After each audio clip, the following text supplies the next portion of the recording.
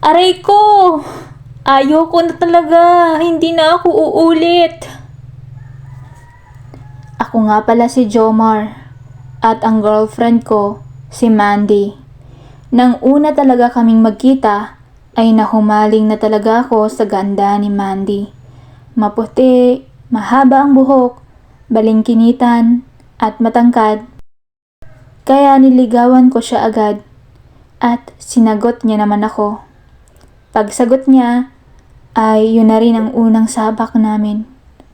Pagtanggal ko nga ng tubo ko, okay naman. Umuwi ako at kumain pa ng dinner. After ko uminom ng water, naihi ako. Pag-ihi ko, hapdi ang naramdaman ko. Hindi ako nakakaihi. Pero nang sinara ko ang zipper ko, nagulat ako. May biglang pumatak na malagkit na amoy sugat.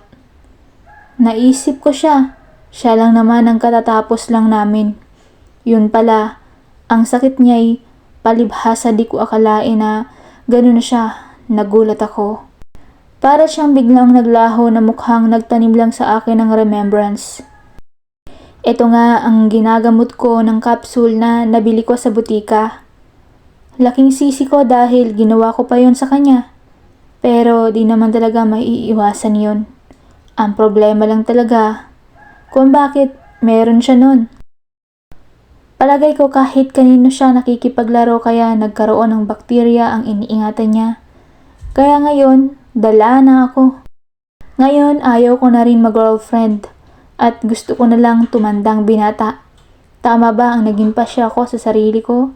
Sana matulungan niyo ako.